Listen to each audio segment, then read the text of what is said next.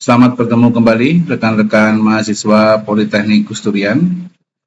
Pada kuliah kali ini kita akan kuliah mata kuliahnya kebijakan fiskal dan moneter. Dengan topik pembahasan kali ini adalah pasar uang.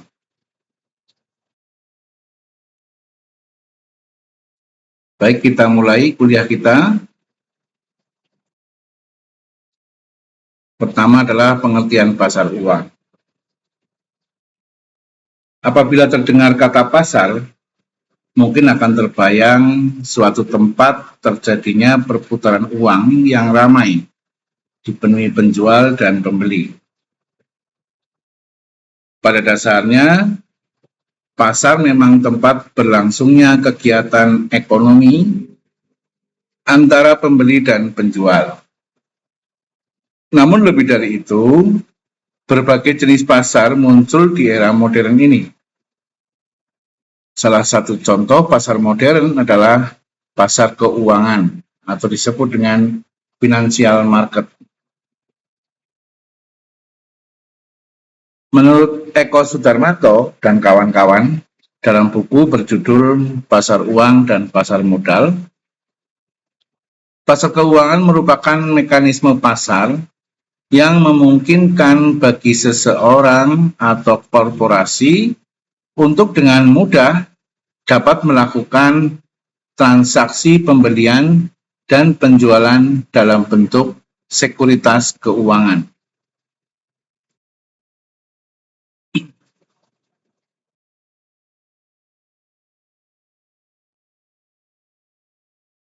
Pasar keuangan hadir untuk memenuhi kebutuhan akan investasi bagi investor dan modal bagi pencari modal.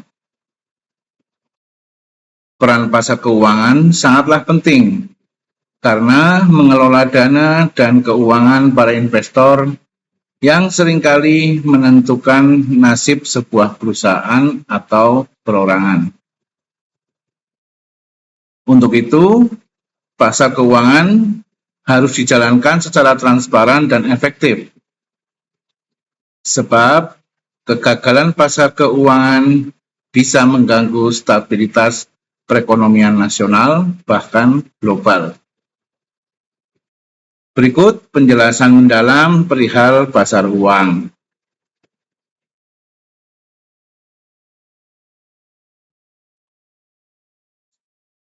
Menurut Eko Sudarmanto dan kawan-kawan, pasar uang atau yang disebut juga dengan money market adalah tempat pertemuan abstrak di mana para pemilik dana jangka pendek dapat menawarkan kepada calon pemakai yang membutuhkan, baik secara langsung ataupun melalui perantara.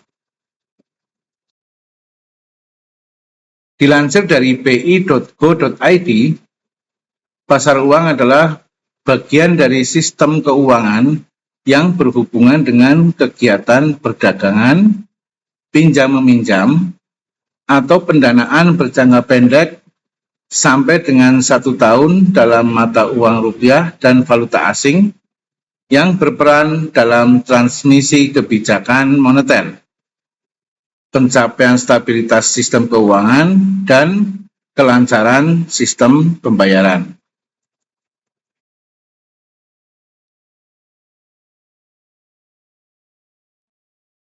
Singkatnya, pasar uang adalah tempat instrumen pendanaan jangka pendek diperdagangkan oleh pemilik modal kepada peminjam modal.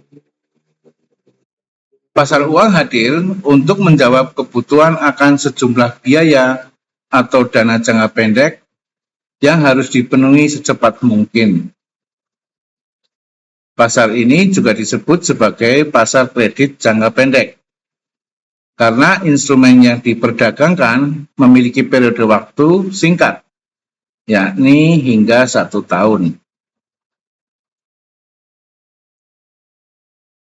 Instrumen pasar uang dapat dikonversi menjadi uang tunai dengan cepat dan dengan biaya yang relatif rendah. Selain itu, transaksi dalam pasar uang juga memiliki risiko harga rendah karena jatuh tempo yang singkat, yaitu kurang dari atau maksimal 1 tahun.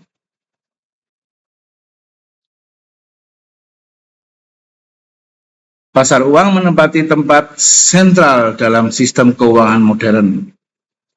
Sebagai sumber pendanaan, pasar uang diharapkan mampu mendukung iklim pendanaan yang efisien.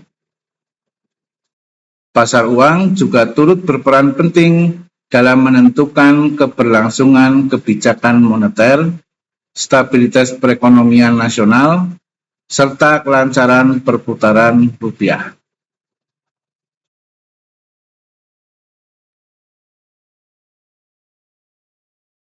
Setelah kita membahas tadi pengertian pasar uang, sekarang kita akan membahas mengenai karakteristik pasar uang.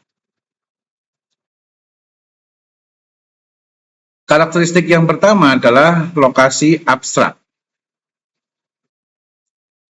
Pasar uang tidak memiliki lokasi atau tempat fisik bertemunya penjual, perantara, dan calon pembeli.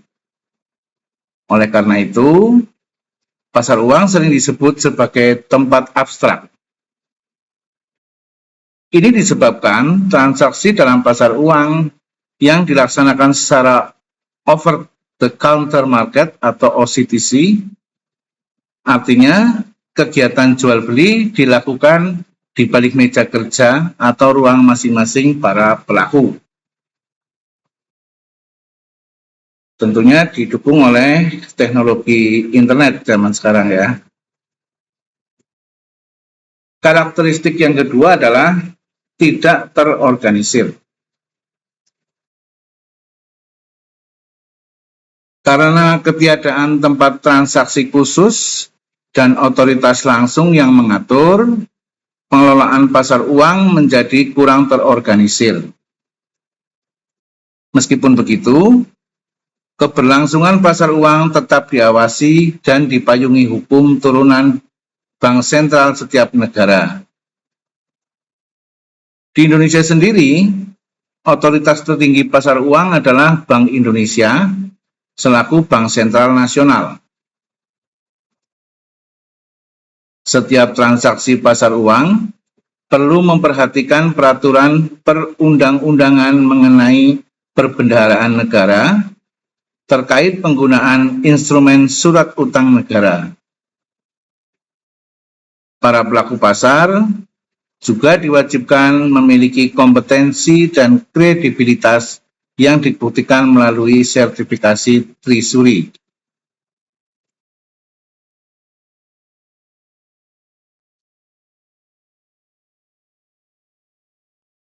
Karakteristik yang ketiga adalah instrumen jangka pendek.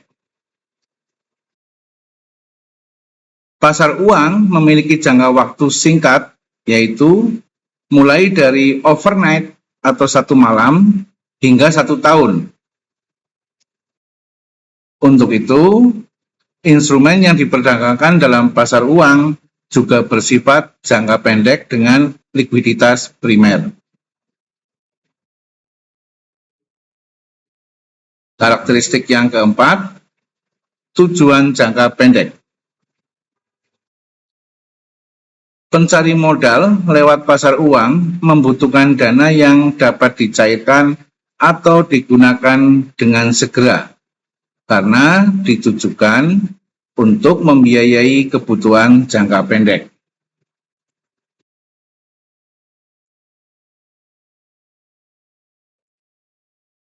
Yang kelima, karakteristiknya adalah low risk and return.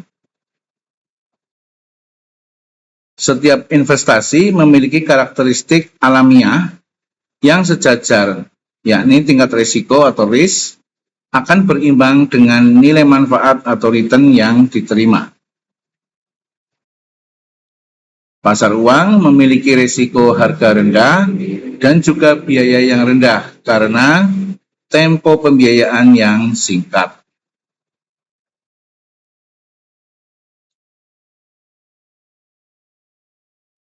Itu tadi adalah karakteristik dari pasar uang. Ada 5 karakteristik sudah kita bahas.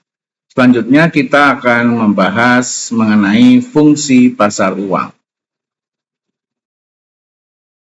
Fungsi yang pertama adalah sumber pendanaan.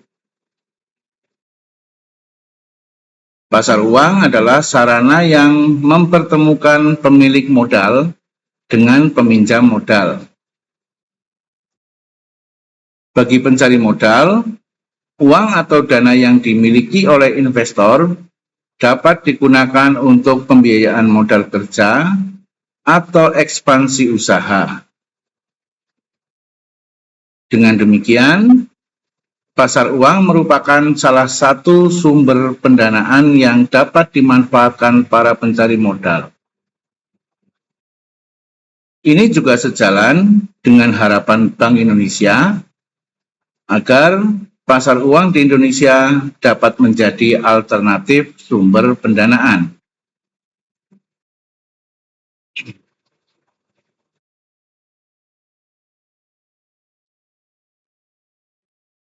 Ada 2 tipe pendanaan jangka pendek yang dalam transaksi pasar uang, yaitu pendanaan spontan dan pendanaan yang memerlukan negosiasi.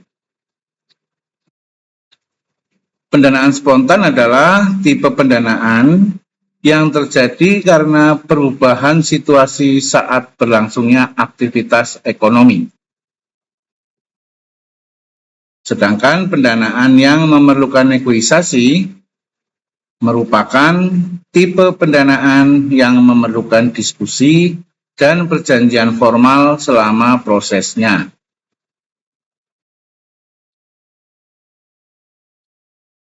Fungsi pasar uang yang kedua adalah sarana investasi. Pemilik modal dapat menyalurkan dana yang dimilikinya dalam pasar uang, sehingga uang tersebut dapat berputar bahkan memperoleh keuntungan di kemudian hari. Kegiatan ini juga disebut investasi.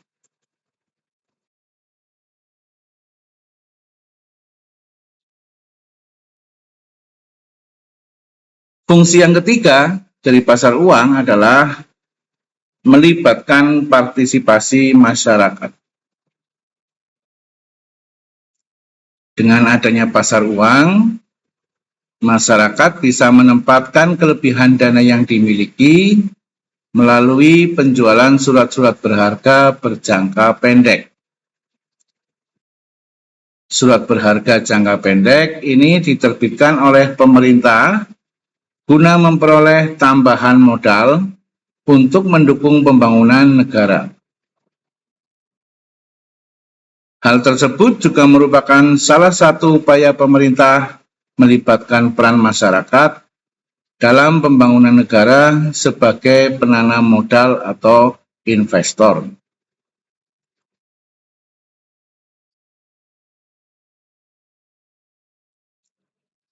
Fungsi yang keempat adalah menjaga stabilitas perekonomian. Salah satu tujuan utama pencari modal dalam jangka pendek adalah memenuhi kebutuhan mendesak akan pembiayaan. Ini bisa berlaku bagi perusahaan maupun perorangan. Jika kebutuhan itu tidak terpenuhi, pendapatan sebuah perusahaan bisa saja terganggu, bahkan mengalami pailit. Apabila perusahaan pailit, angka pengangguran pun tidak dapat dihindarkan dan berimbas pada defisit pertumbuhan ekonomi.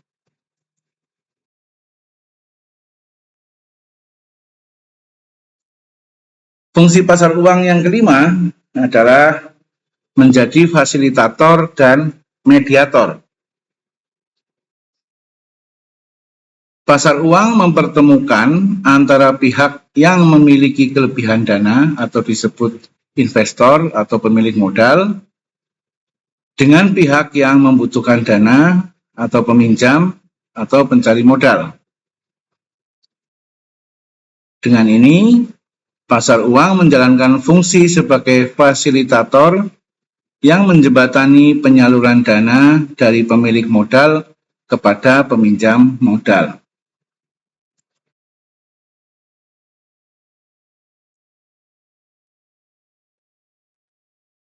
Setelah kita mempelajari fungsi pasar uang, kita sekarang akan membahas instrumen-instrumen apa saja yang ada di pasar uang. Pasar uang menyediakan berbagai instrumen. Beberapa contoh produk pasar uang yang paling umum adalah yang pertama, sertifikat deposito atau Certificate of Deposito atau disingkat dengan CD. CD adalah instrumen pasar uang yang merupakan deposito di bank dengan jatuh tempo tertentu dan suku bunga tetap. Investornya mendapatkan bunga pada saat jatuh tempo CD. Ini umumnya misalnya kayak deposito di bank gitu ya. Teman-teman buka deposito itu namanya instrumen pasar uang. Instrumen yang kedua adalah surat berharga pasar uang atau commercial paper. Commercial paper atau SBPU adalah surat berharga jangka pendek yang diterbitkan oleh perusahaan untuk memenuhi kebutuhan pendanaan sementara. Mereka umumnya memiliki jatuh tempo kurang dari 1 tahun.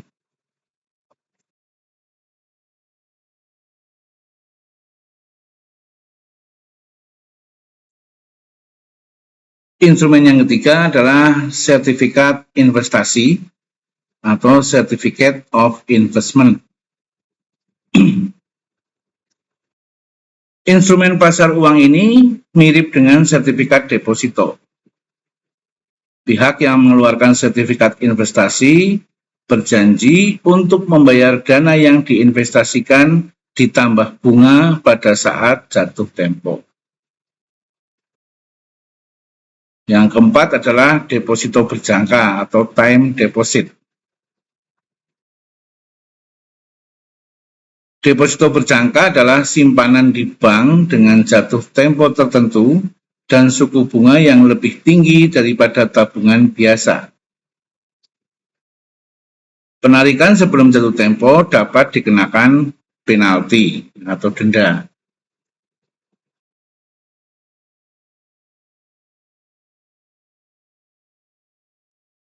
Instrumen yang kelima adalah repo atau repurchase agreement.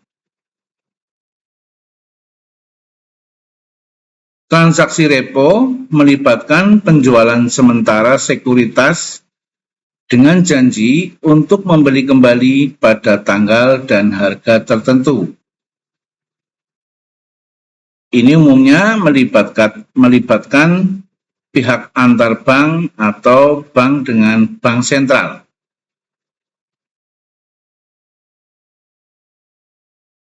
Instrumen yang keenam adalah money market mutual fund atau biasa kita kenal dengan reksadana pasar uang.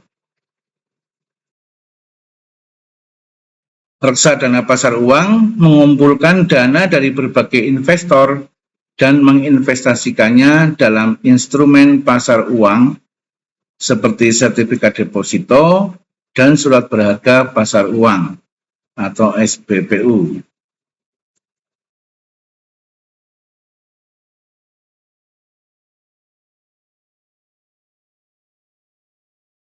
Instrumen yang ketujuh adalah instrumen pasar uang pemerintah atau government money market instrument. Ini melibatkan surat berharga pasar uang yang dikeluarkan oleh pemerintah seperti surat berharga negara atau SBN sebetulnya ya, surat berharga negara SBN dan sertifikat Bank Indonesia atau SBI di Indonesia untuk memenuhi kebutuhan pendanaan jangka pendek. Instrumen ke-8 adalah surat berharga bank sentral atau Central Bank Securities, CBS. Adalah surat berharga yang dikeluarkan oleh bank sentral untuk mengatur likuiditas dalam sistem keuangan. Mereka dapat berupa surat berharga Bank Indonesia atau SBI atau instrumen serupa di negara lain.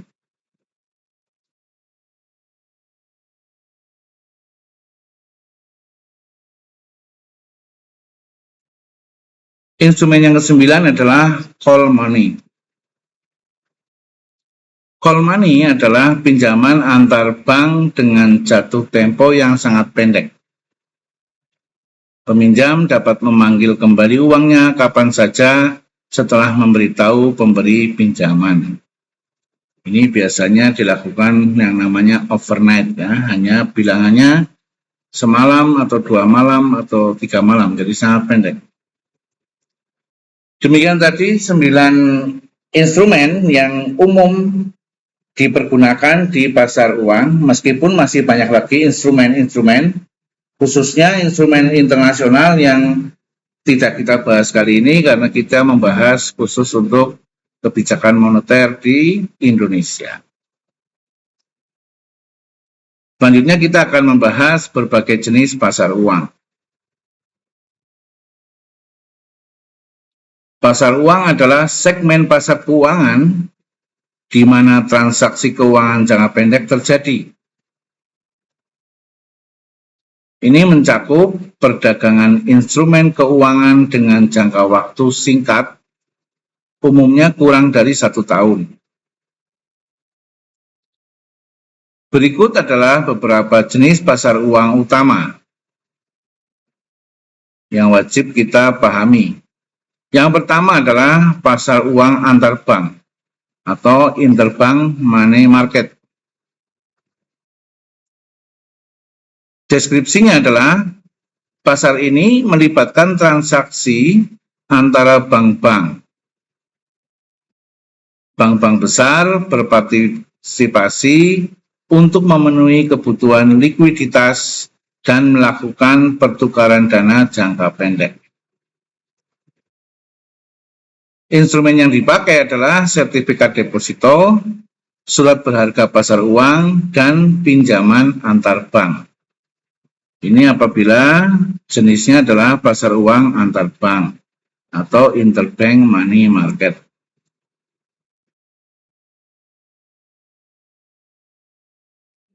Jenis pasar uang berikutnya adalah pasar uang antar negara atau disebut Euro currency market. Deskripsinya, pasar ini mencakup transaksi mata uang asing dan dana yang ditempatkan di luar negeri, seringkali dalam denominasi euro dolar, ya, seperti dolar Amerika Serikat yang disimpan di luar Amerika Serikat. Kemudian instrumennya apa saja yang dipakai? Instrumennya bisa berupa deposito berjangka, bisa surat berharga pasar uang, dan pinjaman antar bank dalam mata uang asing.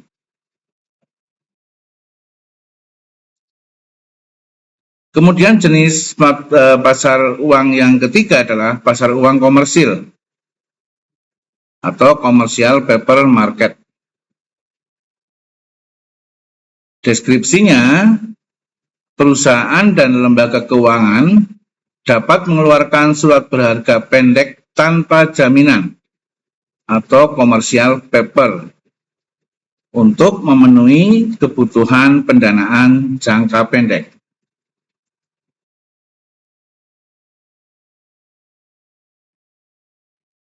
Sedangkan instrumen yang bisa dipakai dalam jenis ini adalah surat berharga pasar uang dengan jatuh tempo pendek, seringkali kurang dari 270 hari.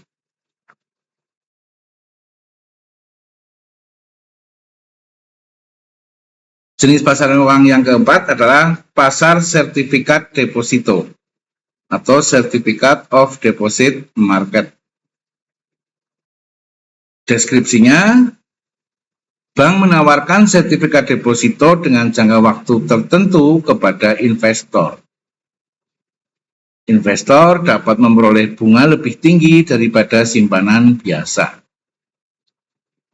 Instrumen yang dipakai dalam pasar uang ini adalah sertifikat deposito dengan jatuh tempo tertentu dan suku bunga tetap.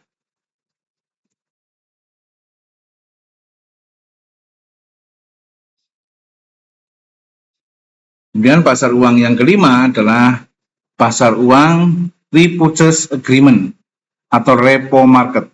Tadi sudah kita singgung. Deskripsinya,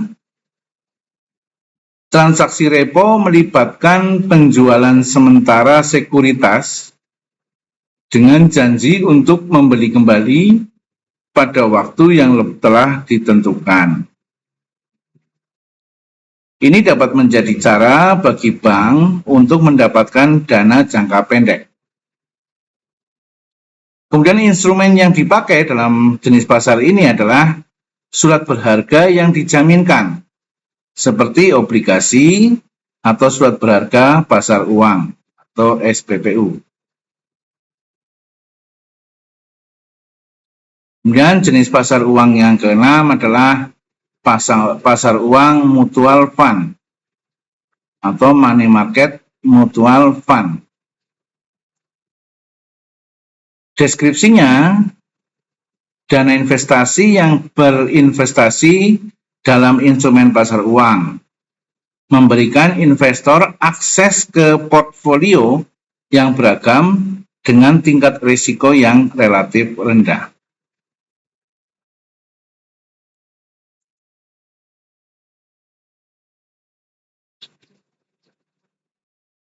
Sedangkan instrumennya biasanya adalah surat berharga pasar uang, deposito berjangka, dan instrumen pasar uang lainnya. Dan jenis pasar uang yang ketujuh adalah pasar uang tunai atau cash market. Deskripsinya, transaksi tunai dan jangka pendek antara pembeli dan penjual seringkali melibatkan perdagangan uang secara fisik atau transfer elektronik. Ya, ini kalau misalnya teman-teman pinjam 100 kepada teman, lah ini namanya pasar uang tunai ya. Seminggu dikembalikan gitu kan. Instrumen yang dipakai adalah uang tunai, deposito berjangka, dan instrumen keuangan jangka pendek lainnya. Bisa berupa telegraphic transfer atau sekarang ya umumnya pakai payment gateway ya. Payment gateway itu seperti misalnya Dana atau mungkin juga OVO atau yang lain. Kemudian jenis pasar uang yang ke-8 adalah pasar dana jangka pendek atau short term money market. Deskripsinya, pasar ini mencakup berbagai instrumen keuangan dengan jatuh tempo pendek, termasuk surat berharga pasar uang, deposito berjangka, dan instrumen lainnya. Instrumen yang dipakai biasanya adalah sertifikat deposito, surat berharga pasar uang, dan deposito berjangka.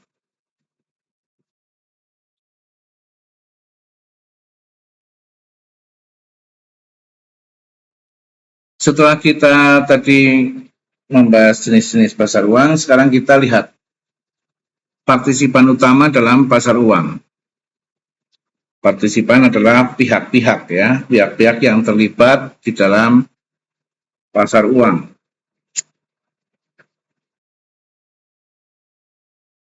Ada beberapa pihak yang terlibat dalam perdagangan pasar uang. Berikut adalah pelaku utama atau yang pelaku besar yang berperan penting dalam sebuah transaksi di pasar uang. Yang pertama adalah bank komersial.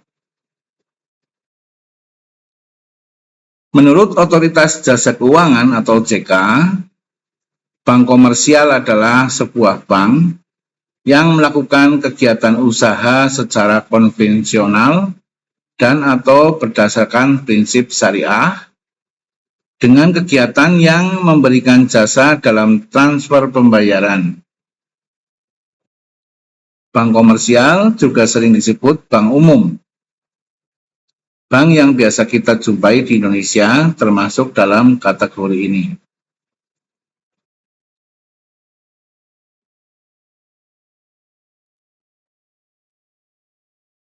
Bank memainkan 3 peran penting di pasar uang. Pertama adalah bank meminjam di pasar uang untuk mendanai portfolio pinjaman mereka dan untuk memperoleh dana. Portfolio adalah pendistribusian atau pembagian risiko. Peran penting kedua bank di pasar uang adalah sebagai dealer di pasar derivatif suku bunga tanpa melalui bursa. Dan peran yang ketiga adalah untuk menyediakan sebagai imbalan atas biaya komitmen yang membantu memastikan bahwa investor di sekuritas pasar uang akan dibayar tepat waktu. Itu adalah partisipan yang pertama, yaitu bank komersial.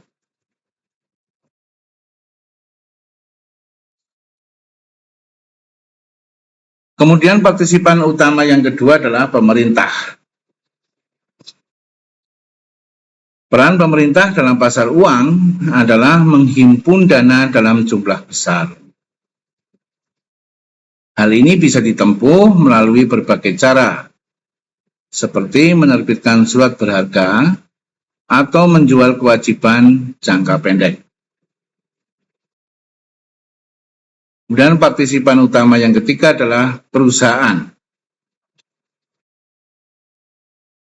Bisnis non-keuangan dan bisnis keuangan non-bank mengumpulkan dana di pasar uang, terutama dengan menerbitkan surat berharga. Dalam beberapa tahun terakhir, semakin banyak perusahaan yang memperoleh akses ke pasar ini. Perusahaan bisnis, umumnya yang terlibat dalam perdagangan internasional, juga menggalang dana di pasar uang melalui akseptasi bankir atau melalui penjaminan dari perbankan. Itu biasanya bentuknya semacam LC atau letter of credit dan sebagainya. Kemudian partisipan utama yang keempat adalah bursa berjangka. Kontrak berjangka pasar uang dan opsi berjangka diperdagangkan di bursa terorganisir yang menetapkan dan menegakkan aturan perdagangan. Kontrak berjangka pasar uang adalah perjanjian standar untuk membeli atau menjual sekuritas pasar uang pada harga tertentu, pada tanggal tertentu di masa depan. Opsi berjangka pasar uang memberi pemegangnya hak, tetapi bukan kewajiban, untuk membeli atau menjual kontrak berjangka pasar uang pada harga yang ditentukan atau sebelum tanggal yang ditentukan.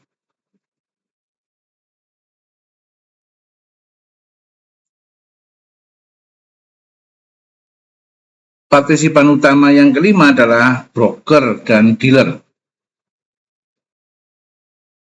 Kelancaran fungsi pasar uang sangat bergantung pada broker atau pialang dan dealer yang memainkan peran kunci dalam memasarkan instrumen pasar uang dan menyediakan pasar sekunder di mana diwajibkan atau kewajiban yang beredar dapat dijual sebelum jatuh tempo. Ini biasanya di pasar bursa saham ya, mesti ada di broker, ada dealer ya, atau di pasar indeks. Dealer menggunakan perjanjian pembelian kembali untuk membiayai persediaan sekuritas mereka. Dealer juga bertindak sebagai perantara antara peserta lain di pasar perjanjian pembelian dengan memberikan pinjaman kepada mereka yang ingin meminjam di pasar dan meminjam dari mereka yang ingin meminjamkan di pasar. Jadi broker dan dealer ini benar-benar hanya sebagai perantara.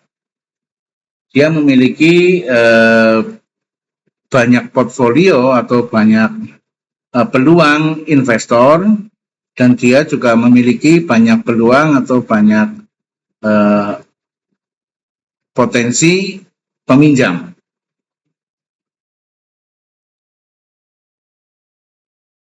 Broker mencocokkan pembeli dan penjual dengan instrumen pasar uang berdasarkan komisi. Jadi broker akan mendapatkan hasil dari komisi itu.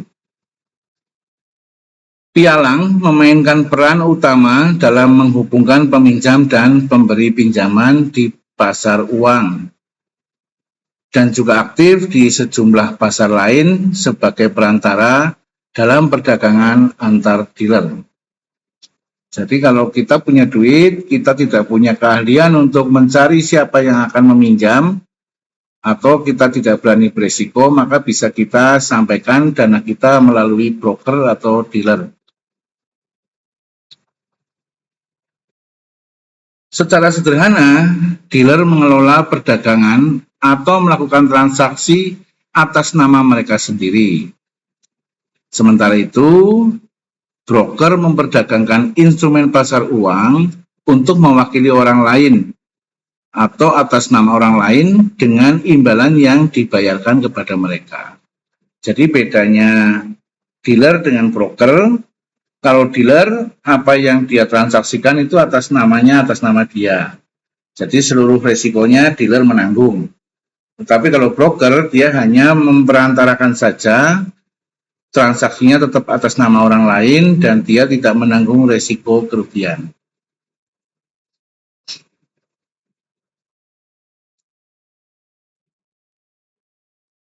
Partisipan utama yang keenam adalah bank sentral. Bank sentral adalah partisipan kunci di pasar uang. Sebuah bank sentral mengontrol pasokan cadangan yang tersedia untuk bank dan lembaga penyimpanan lainnya, terutama melalui pembelian dan penjualan tagihan, baik secara langsung di pasar tagihan atau secara sementara untuk perjanjian pembelian kembali.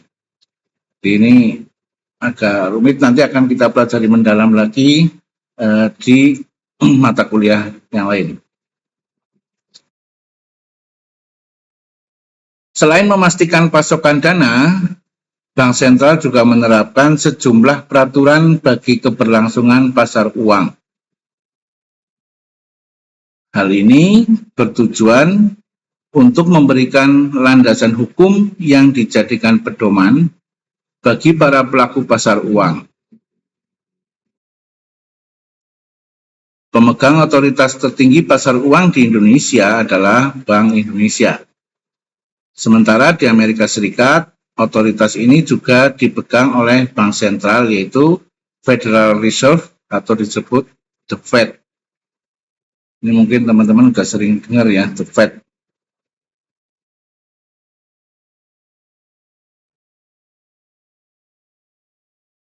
Itu adalah pelaku-pelaku utama atau pihak-pihak yang paling berpengaruh di dalam pasar uang. Selanjutnya kita akan membahas mengenai peran pasar uang dalam perekonomian.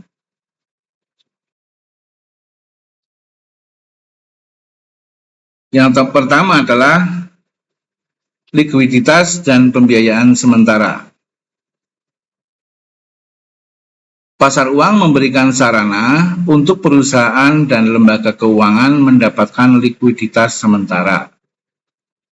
Ini memungkinkan mereka untuk memenuhi kewajiban sehari-hari dan mengelola arus kas dengan lebih efisien. Ya, kembali kepada prinsip bahwa pasar uang adalah jangka pendek.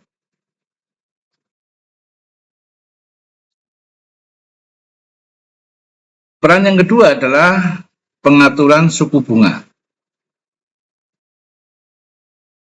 Melalui mekanisme pasar uang, suku bunga dapat dipengaruhi. Kegiatan pasar uang memainkan peran penting dalam menentukan tingkat suku bunga jangka pendek yang pada gilirannya mempengaruhi kebijakan moneter dan investasi. Jadi suku bunga ini kalau di pasar tradisional atau pasar komoditi adalah harga ya, harga jual.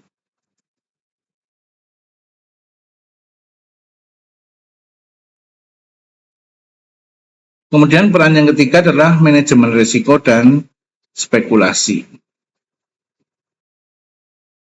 Pelaku pasar dapat menggunakan instrumen pasar uang untuk manajemen risiko dan spekulasi. Misalnya, dengan berpartisipasi dalam transaksi repo, pihak-pihak dapat mengelola risiko suku bunga dengan baik.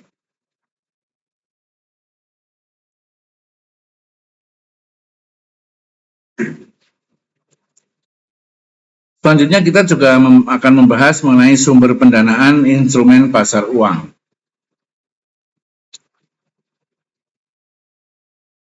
Pasar uang hanya memperdagangkan instrumen jangka pendek. Oleh sebab itu, sumber pendanaan pasar uang merupakan sumber pendanaan jangka pendek. Berikut beberapa sumber pendanaan yang ditransaksikan dalam pasar uang. Yang pertama adalah trade credit. Trade credit ini disebut juga dengan utang dagang. Utang dagang adalah uang yang terutang kepada pemasok barang dan jasa sebagai akibat dari pembelian barang atau jasa pada satu tanggal. Tetapi pembayaran barang tersebut di kemudian hari. Utang dagang dipandang sebagai sumber keuangan gratis karena bunga biasanya tidak dibebankan oleh pemasok kecuali pembayaran telat atau telah jatuh tempo atau melampaui jatuh tempo. Meskipun begitu, utang dagang mungkin saja membebankan biaya tersembunyi. Ya, misalnya biaya penagihan atau biaya untuk mengingatkan dan sebagainya. Kemudian sumber pendanaan yang kedua adalah short term loans atau pinjaman jangka pendek. Adalah nominal tertentu yang disepakati untuk diberikan oleh bank kepada pemohon beserta biaya pengaturan yang harus dibayar tergantung pada jumlah yang dipinjam dalam jangka waktu kurang dari 1 tahun. Ada 2 jenis pinjaman jangka pendek yang ditawarkan oleh bank, yaitu pinjaman tanpa jaminan dan pinjaman dengan jaminan. Pinjaman dengan jaminan mengharuskan peminjam memenuhi syarat administrasi seperti kesanggupan membayar hutang bersama bunganya beserta konsekuensi yang harus dipenuhi apabila gagal membayar. Sedangkan pinjaman tanpa jaminan adalah pinjaman yang dilakukan tanpa jaminan, tapi mengharuskan peminjam memenuhi saldo minimum yang ditetapkan bank setiap bulannya. Jadi ada saldo yang disyaratkan.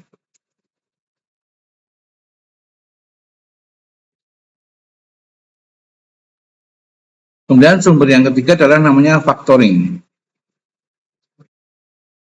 Factoring merupakan pendanaan jangka pendek yang dilakukan dengan membelanjakan penerimaan kas yang berkaitan dengan faktur yang belum dibayar.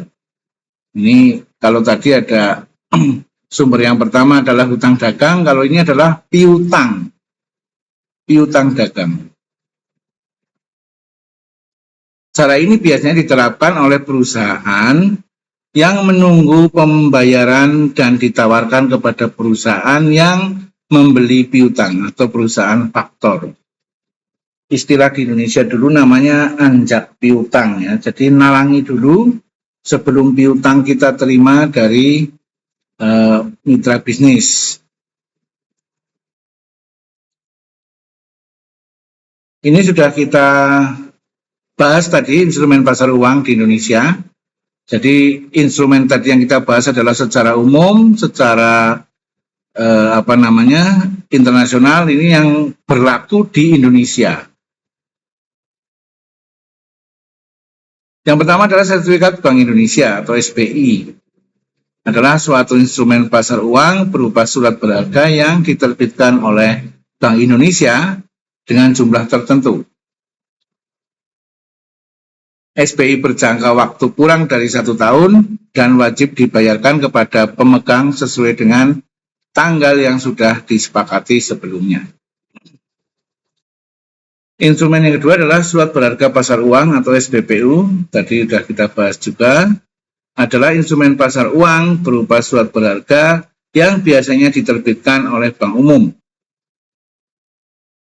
Namun SBPU hanya ditransaksikan antara lembaga penerbit dan Bank Indonesia. Jadi kalau SBPU ini masyarakat umum tidak bisa membeli.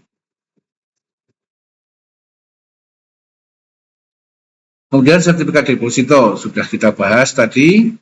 Kemudian call money juga sudah kita bahas. Kita cepat saja.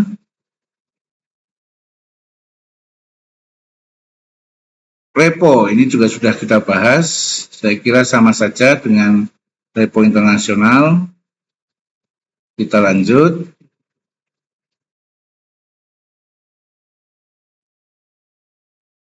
Bankers Acceptance atau wesel yang ditarik dan diterima oleh bank.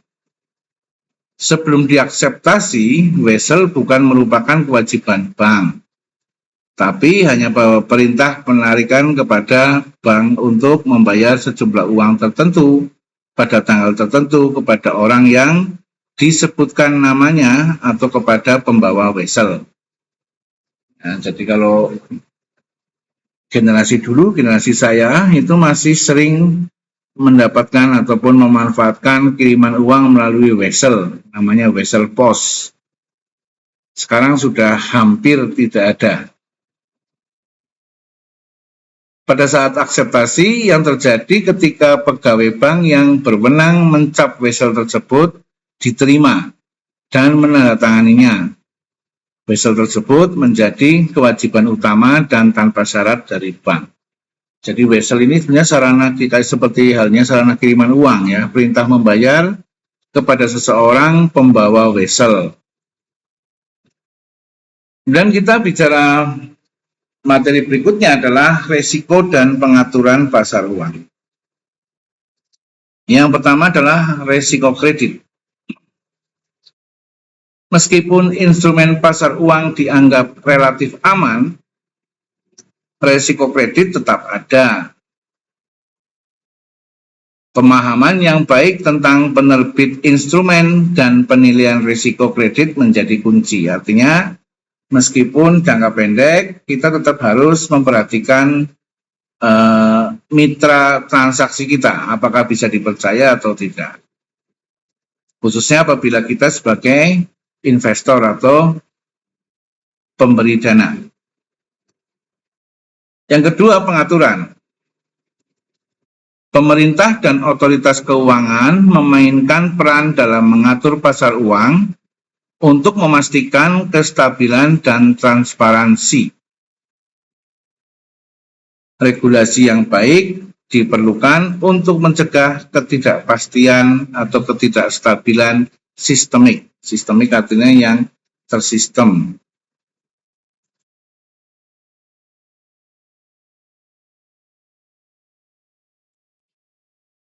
Kemudian berikutnya adalah tren terkini di inovasi dalam pasar uang. Tren yang pertama adalah teknologi dan pasar uang digital. Inovasi teknologi termasuk teknologi blockchain telah membuka pintu bagi perkembangan pasar uang digital, memfasilitasi transaksi yang lebih cepat dan efisien. Ini contohnya yang sekarang paling terkenal adalah pinjaman online atau pinjol. Kemudian tren berikutnya adalah sustainability linked instrument. Ada peningkatan minat dalam pengembangan instrumen pasar uang yang terkait dengan keberlanjutan, mencerminkan pergeseran global menuju investasi yang lebih bertanggung jawab. Jadi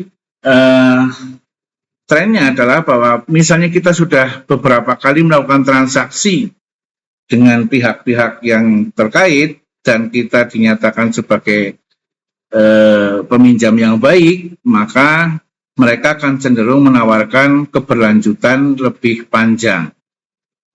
Misalnya kalau teman-teman ngetik kayak kartu kredit ya, apabila kita pembayaran lancar, biasanya tanpa pemberitahuan plafon kartu kredit akan ditambah. Ya, karena mereka juga membutuhkan penyaluran lebih banyak dengan resiko yang lebih kecil. Sekarang kita lihat perbedaan antara pasar uang dan pasar modal. Pasar uang dan pasar modal adalah dua segmen utama dalam sistem keuangan yang memiliki perbedaan signifikan dalam karakteristik instrumen, jangka waktu, dan tujuan perdagangannya. Berikut adalah beberapa perbedaan utama antara pasar uang dan pasar modal. Nanti di kesempatan lain kita akan bicara tentang pasar modal ya. Tapi kita akan bahas dulu perbedaan antara pasar uang dan pasar modal. Perbedaan yang pertama adalah dari sisi jangka waktu. Di pasar uang, transaksi di pasar uang terkait dengan instrumen keuangan jangka pendek. Umumnya dengan jatuh tempo kurang dari 1 tahun. Instrumen seperti sertifikat deposito, surat berharga pasar uang, dan deposito berjangka termasuk dalam kategori pasar uang.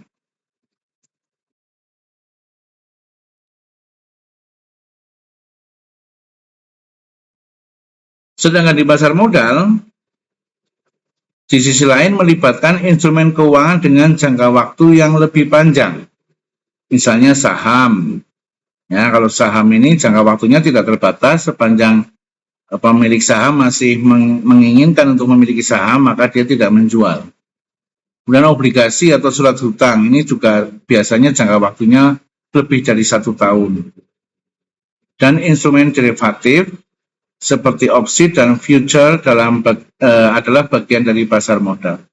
Transaksi derivatif ini seperti indeks saham, ya, LQ gitu kan. Kemudian derivatif yang lain. Kemudian perbedaan yang lain yaitu dari sisi instrumen keuangannya. Kalau pasar uang, instrumen keuangan yang dipakai adalah didesain untuk memenuhi kebutuhan pendanaan jangka pendek dan likuiditas. Contohnya adalah sertifikat deposito, surat berharga pasar uang, dan repo.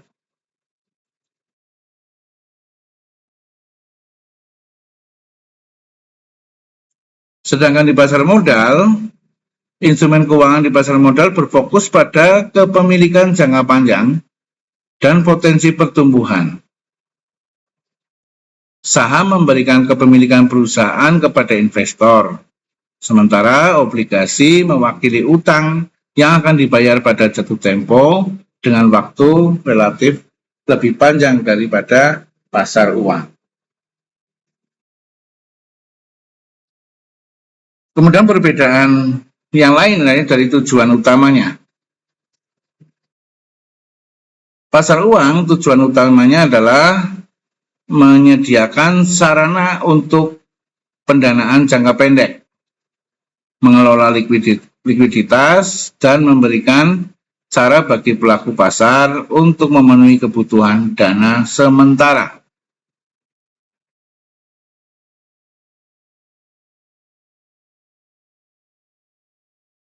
Sedangkan di pasar modal memiliki tujuan untuk menyediakan platform bagi perusahaan untuk memperoleh modal jangka panjang dan memberikan investor sarana untuk berinvestasi dan mendapatkan keuntungan dari pertumbuhan ekonomi. Jadi kalau pasar modal seperti beli saham dan obligasi itu kita berharap justru semakin panjang dengan risiko yang kecil kita semakin untung karena kita akan mendapatkan benefit atau keuntungan tanpa kita harus berusaha lebih rumit gitu ya. Kemudian perbedaan keempat adalah risiko dan return. Pada pasar uang, instrumen pasar uang umumnya dianggap lebih aman dan memiliki risiko yang lebih rendah dibandingkan instrumen pasar modal. Namun, tingkat pengembangan atau return-nya biasanya lebih rendah. Jadi, di pasar uang itu biasanya tingkat keuntungan itu lebih kecil atau lebih rendah return. Return itu tingkat pengembalian yang dalam arti keuntungan. Namun di pasar modal memiliki tingkat risiko yang lebih tinggi, terutama terkait dengan volatilitas harga saham. Volatilitas itu fluktuasi ya, atau ketidakpastian, dan fluktuasi suku bunga. Namun potensi pengembalian investasi juga lebih tinggi. Jadi kalau di pasar modal itu return-nya kecil, kalau di pasar uang itu return-nya kecil atau tingkat pengembaliannya kecil, bunganya karena jangkanya pendek. Sedangkan di pasar modal biasanya lebih besar. Hanya risikonya fluktuasi suku bunganya juga ada gitu kan. Kemudian perbedaan pasar uang dari sisi pelaku pasar. Pelaku pasar di pasar uang termasuk bank, lembaga keuangan, dan perusahaan yang mencari pendanaan jangka pendek atau mengelola likuiditas. Jadi pelakunya kalau di pasar uang adalah mereka yang membutuhkan keuangan ataupun dana jangka pendek. Bisa bank, bisa lembaga keuangan, bisa perusahaan. Kemudian di pasar modal, pelaku pasar di pasar modal mencakup investor individu, lembaga keuangan, dana pensiun, dan perusahaan yang mencari pendanaan jangka panjang atau yang ingin berpartisipasi dalam kepemilikan perusahaan. Jadi kalau di pasar modal kita beli saham artinya kita beli perusahaan, kita punya kepemilikan di sana. Sedangkan pinjaman di pasar uang tidak seperti itu. Kita murni hanya meminjam dana dalam jangka pendek. Kemudian perbedaan yang keenam adalah mengenai regulasi atau aturan, peraturannya ya. Di dalam pasar uang, meskipun diatur, regulasi pasar uang cenderung lebih sederhana dibandingkan dengan pasar modal. Karena instrumen yang diperdagangkan bersifat sementara. Sedangkan di pasar modal memiliki regulasi yang lebih kompleks dan ketat. Karena melibatkan instrumen keuangan dengan jangka waktu yang lebih panjang dan memegang peran kunci dalam ekonomi. Bahkan di pasar modal ada yang berjangka waktu lebih dari 10 tahun. Ini tentunya cukup beresiko ya. Nah, kemudian kesimpulan akhir atau pandangan akhirnya bahwa pasar uang memainkan peran krusial dalam menjaga stabilitas ekonomi dengan menyediakan likuiditas dan pembiayaan jangka pendek. Memahami instrumen, peran, dan tren terkini dalam pasar uang adalah langkah penting dalam merencanakan dan melaksanakan strategi keuangan yang efektif. Dengan terus memantau dinamika pasar uang, kita dapat lebih baik menavigasi tantangan ekonomi dan mengoptimalkan potensi keuangan kita. Itu yang bisa kita bahas pada kesempatan kuliah kita kali ini. Semoga bisa dipahami dengan baik dan ini cukup penting bagi teman-teman yang mendalami bidang ekonomi, apalagi bisnis ya. Semoga apa yang kita bahas bisa memberikan pemahaman yang baik. Subscribe bagi yang belum subscribe channel saya, kemudian like dan share kepada pihak-pihak atau orang-orang lain. Siapa tahu apa yang kita bahas ini bisa bermanfaat juga bagi orang-orang lain. Dan kepada mahasiswa Politeknik Busturian, silahkan berkomentar di kolom komentar channel saya ini sebagai bukti kehadiran kuliah. Terima kasih atas perhatian Anda semuanya. Kita akan bertemu lagi pada kuliah-kuliah berikutnya.